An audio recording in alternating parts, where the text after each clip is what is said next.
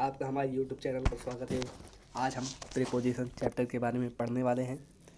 तो सबसे पहले हम प्रीपोजिशन के बारे में जान लेते हैं, प्रीपोजिशन होता है क्या। जैसे यहाँ पर परिभाषा लिखा है, a word which shows the relation of a noun या प्रोनाउन विद अनदर नाउन या प्रोनाउन इन अ सेंटेंस। इसका मतलब यदि किसी वाक्य में कोई नाउन या प्रोनाउन किसी अन्य नाउन या प्रोनाउन से रिलेशन बताता है तो उसके लिए जो शब्द यूज होते हैं उसे ही प्रीपोजिशन कहते हैं। हम एग्जाम्पल में समझते हैं, जैसा कि एग्जाम्पल है, Ramesh is standing at the school gate. यहाँ पर रमेश एक नाउन है और दूसरा स्कूल गेट नाउन है। यहाँ पर रमेश का रिलेशन स्कूल गेट से एक प्रीपोजिशन एट के द्वारा बताया गया है। अगले वाले एग्जाम्पल में हम देखते हैं, I am waiting for my friends. यहाँ पर आई एक नाउन है और माई फ्रेंड्स भी नाउन है। यहाँ पर इन दोनों को कनेक्ट प्रीपोजिशन फॉर के द्वारा बताया गया है, उनके बीच में रिलेशन बताया गया है। जैसा कि यहाँ पर एक क्वेश्चन में MCQ है, जैसे my friend arrived Wednesday morning. यहाँ पर किस प्रोपोजिशन का यूज होगा आप बता सकते हैं। इन का होगा या एट का होगा, ऑन का होगा या फ्रॉम का। तो आप कहेंगे कि प्रीपोजिशन ऑन का प्रयोग होगा। क्यों?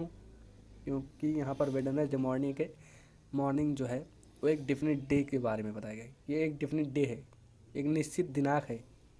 वेडनेसडे एक बुधवार है जो कि एक दिनांक है, जो कि एक निश्चित दिन है। इसलिए यहाँ पर प्रीपोजिशन ऑन का प्रयोग किया गया है, जैसा कि आप देख ही सकते हैं।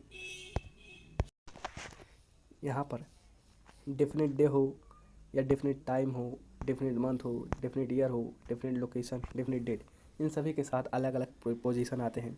जैसे डेफिनेट डे के लिए प्रीपोजिशन ऑन का प्रयोग होता है।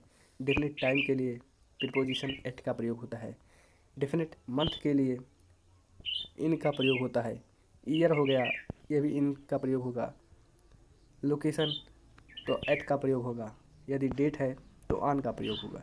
यानी डेफिनेट डे या डेफिनेट डेट हो तो प्रीपोजिशन ऑन का प्रयोग, और डेफिनेट मंथ हो और ईयर हो तो प्रीपोजिशन इन का प्रयोग होता है।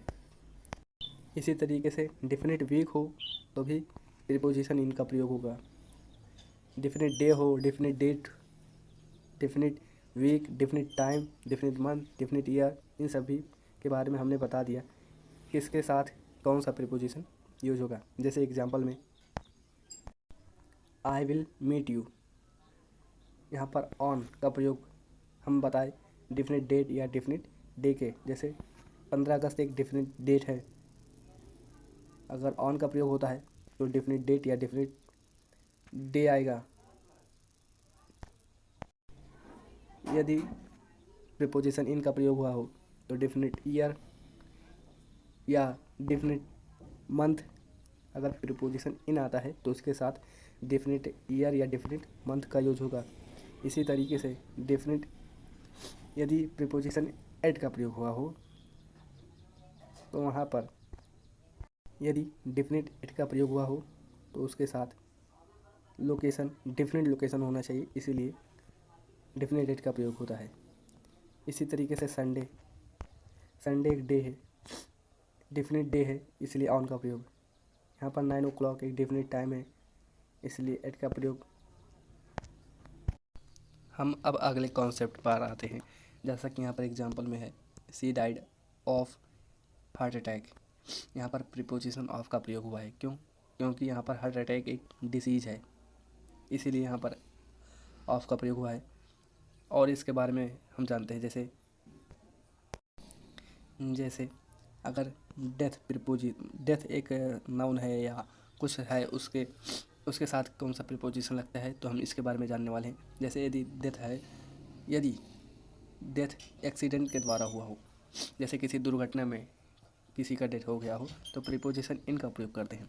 लेकिन जब डेथ किसी डिसीज से होता है तब प्रीपोजिशन ऑफ का प्रयोग करते हैं।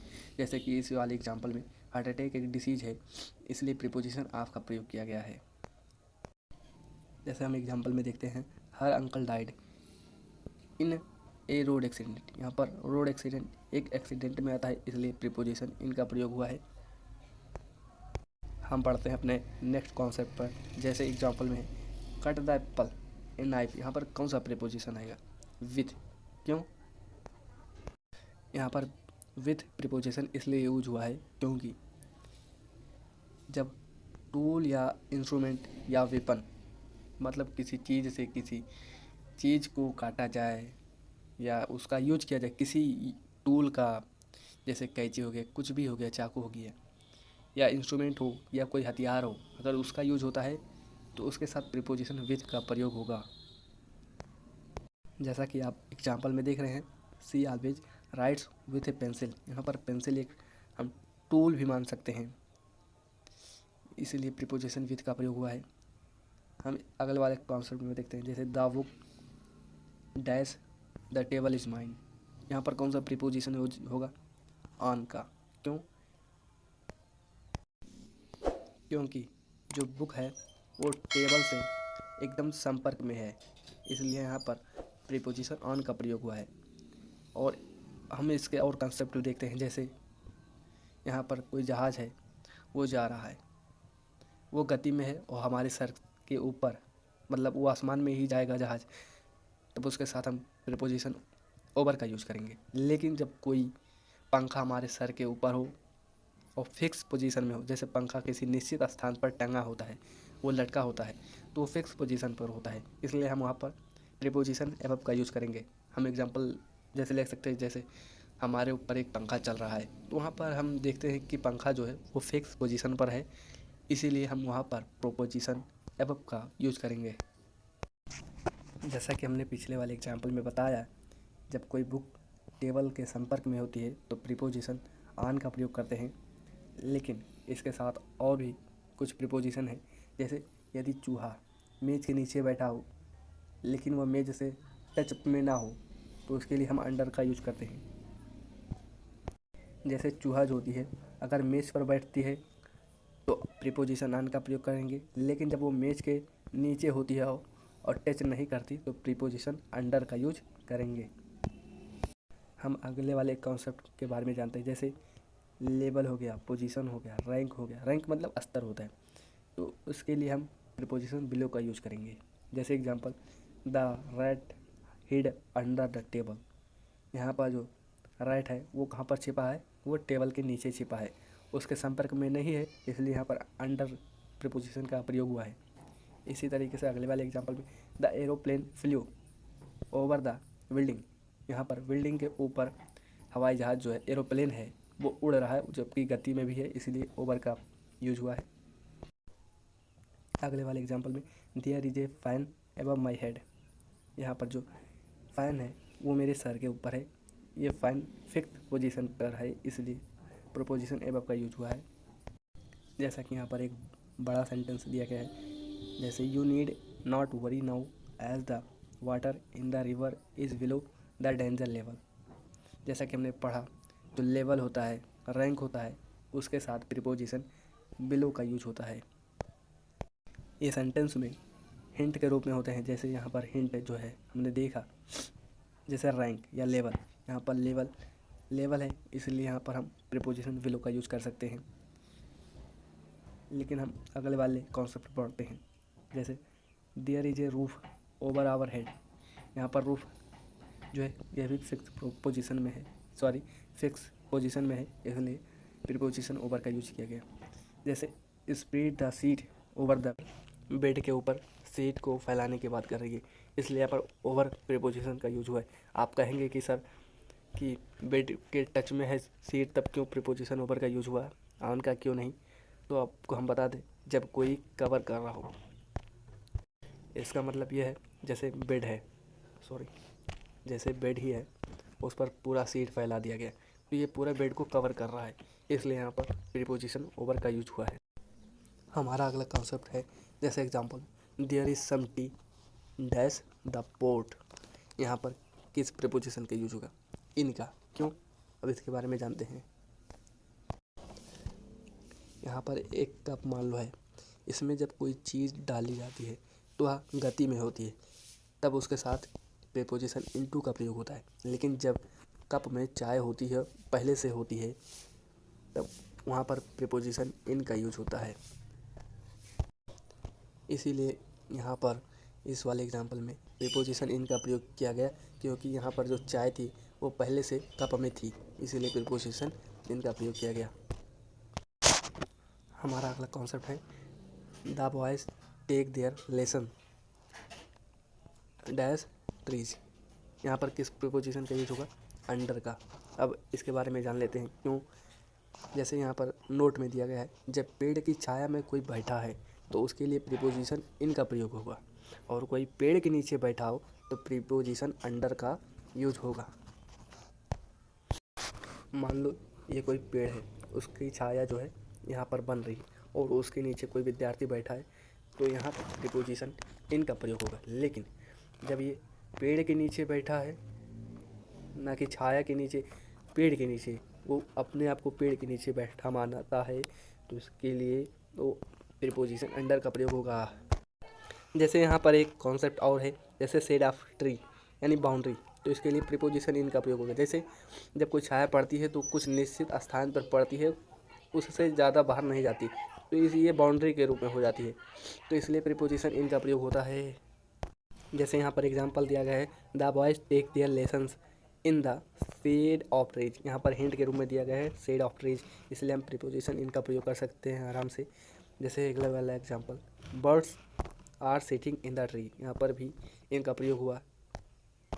यहाँ पर इन का प्रयोग क्यों हुआ? क्योंकि यहाँ प्रीपोजिशन इन का प्रयोग इसलिए हुआ क्योंकि ये जो पक्षी है वो पेड़ की छाया में बैठी हुई, इसलिए यहाँ पर इनका प्रयोग हुआ। अगला वाला देखते हैं, जैसे birds are sitting on the branches of trees. यहाँ पर ऑन का इसलिए यूज हुआ क्योंकि जो ब्रांच है, जो ट्री का ब्रांच है, उस पर पंछियाँ बैठी हुई और टच में हैं, इसीलिए यहाँ पर ऑन प्रीपोजिशन का प्रयोग हुआ है। जैसा कि यहाँ पर देख रहे हैं, यहाँ पर मैंने लिखा जब पक्षी पेड़ की किसी हिस्से पर बैठी हो तो प्रीपोजिशन इन का प्रयोग होता है, और जब पक्षी पेड़ की शाखा पर बैठे हो तो प्रीपोजिशन ऑन का प्रयोग होता है। यहाँ पर किसी हिस्से पर बात की जा रही है और यहाँ पर पूरे शाखा के बारे में बात की जा रही है। अब हम बढ़ते हैं अगले वाले कॉन्सेप्ट पर।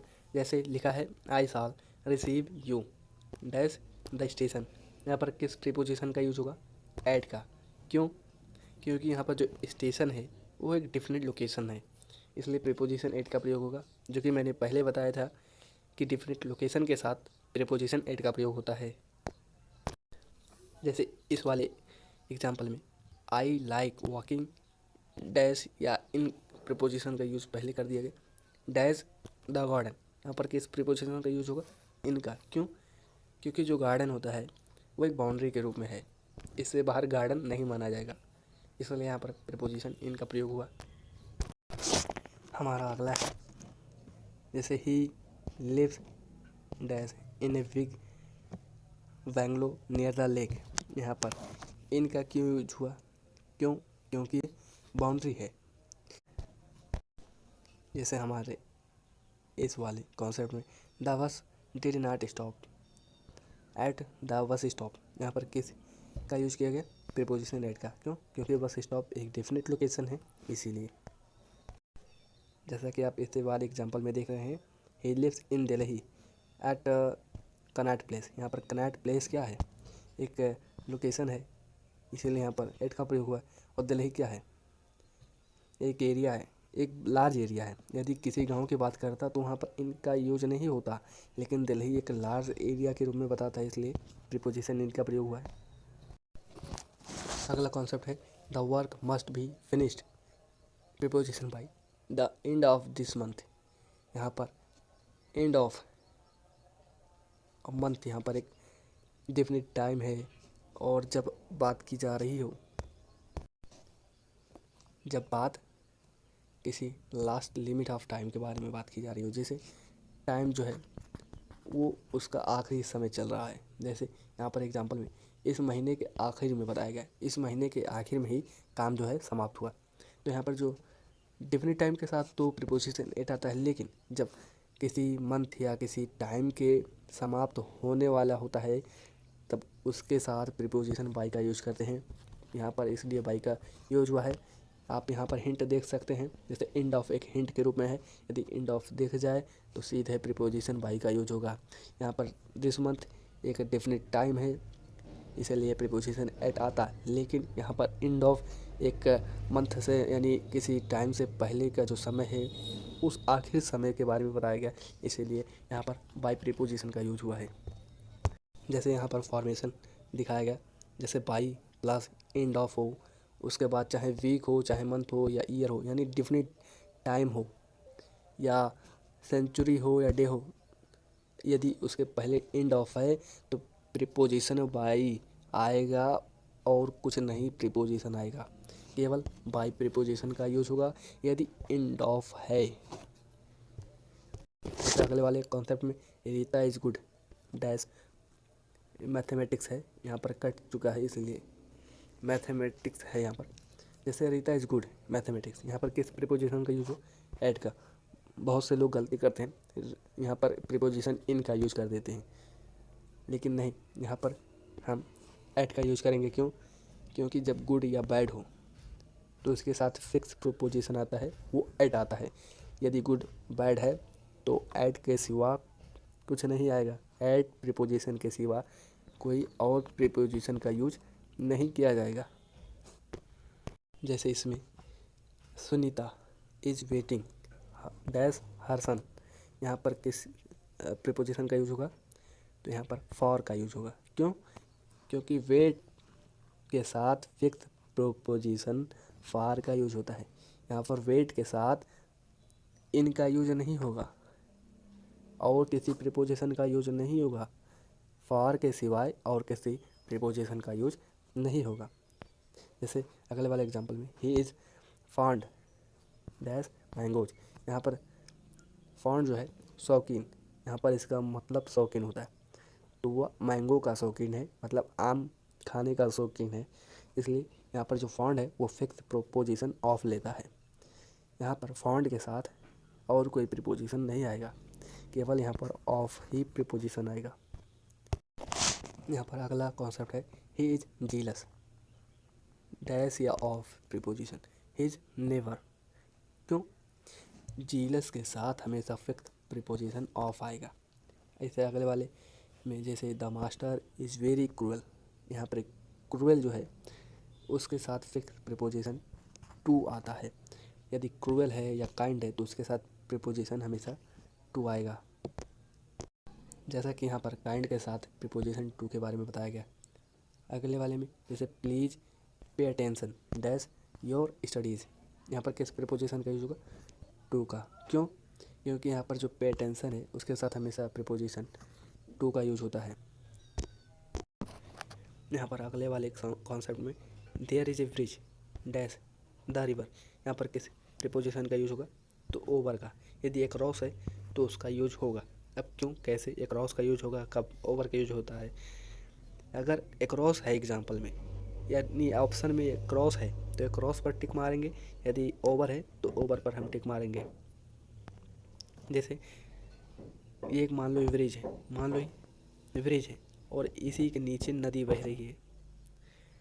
जब ये ब्रिज इस पूरे नदी को कवर करती है तो ओवर का यूज होता है या एक क्रॉस का यूज होता है। यहाँ पर मैं दिखा दूँ आपको, एक किनारे से दूसरे किनारे के अर्थ में ओवर या अक्रॉस का यूज होता है। जैसे एग्जांपल में we swam across the river, यहाँ पर अक्रॉस प्रीपोजिशन का यूज क्यों हुआ? क्योंकि एक छोर से दूसरे छोर पर, यानी जो नदी का छोर है, मान लो ये नदी है, इस छोर से तैर कर उस छोर पर चला गया, मतलब ये पूरे नदी को क्रॉस कर गया, इसलिए यहाँ पर प्रीपोजिशन अक्रॉस का यूज होता है।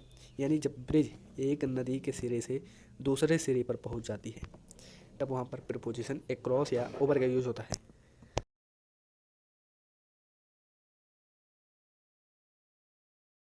यदि आपको यह वीडियो अच्छी लगी हो तो प्लीज़ वीडियो को लाइक और चैनल को सब्सक्राइब कर लीजिए ताकि नोटिफिकेशन आपको मिलती रहे। हम मिलते हैं इसके नेक्स्ट पार्ट में। तब तक के लिए जय हिंद, जय भारत।